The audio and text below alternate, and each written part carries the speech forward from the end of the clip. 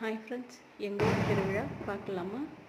ரொம்ப விசேஷமான திருவிழா. சித்திரை திருவிழான்னு சொல்லுவாங்க, வைகாசி திருவிழான்னு சொல்லுவாங்க. இந்த ஊர் முத்தியாலம்மன் கோயிலேருந்து தான் கங்கை அம்மன் கோயிலுக்கு அம்மன் சிறுசு கொண்டு வருவாங்க. கொண்டு வந்து இங்கே வச்சு தான் அது கண் திறந்து அன்றைக்கெல்லாம் அம்மன் ஒரு நாள் இந்த வீட்டில் இருக்கும். அவங்க அம்மா வீடுன்னு சொல்கிற இந்த கோயிலில் இருக்கும். அதுதான் ரொம்ப விசேஷம். அதுதான் ஐதீகம்னு சொல்லுவாங்க.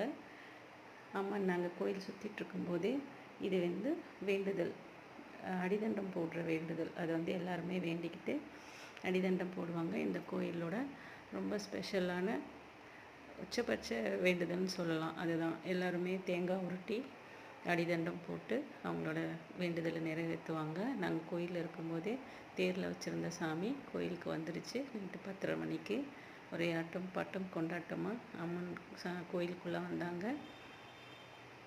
எல்லோரும் வேண்டுதல் செலுத்திக்கிட்டு இருந்தாங்க. வெளியூர்லேருந்து நிறைய பேர் இந்த வேண்டுதல் நிறைவேற்றுவாங்க.